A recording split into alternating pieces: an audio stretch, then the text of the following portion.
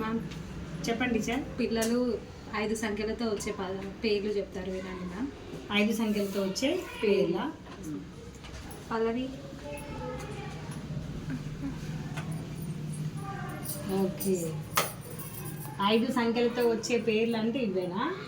So పంచపాండవులు, పంచభూతాలు, పంచలోహాలు, పంచగంగలు, పంచప్రాణాలు, పంచామృతం, పంచపాపాలు, పంచాయుధాలు. చాలా బాగున్నాయి టీచర్. ఓకే పల్లవి చెప్పు బంగారం. పంచపాండవులు ఎంతమంది మా?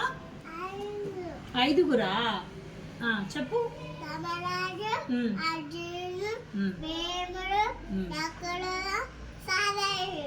Which class you are? ఏ క్లాస్ ను? Nursery. How she is telling very nicely అమ్మా. నర్సరీ అసలు అమ్మాయికి మాటలే రావడం లేదు, కానీ ఎంత కరెక్ట్గా చెప్పింది పంచ పాండవుల పేర్లు. Good girl Pallavi, good girl. Next పంచభూతాలు 5. ఏంటివి అవి?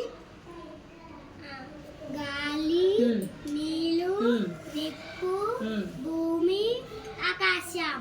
Very good. నెక్స్ట్ పంచలోహాలు? బంగారం, వెండి, రాగి, సీసం, తగడం. తగరం. గంగా, కృష్ణ, కావేరి, తుంగభద్ర, గోదావరి. సో పంచగంగలు. గుడ్.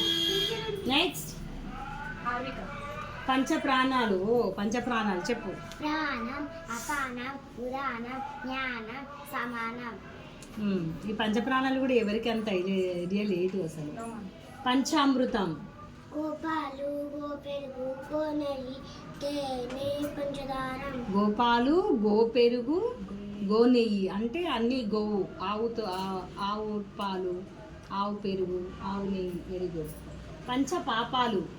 శ్రీహత్య, శిశహత్య, గోహత్య,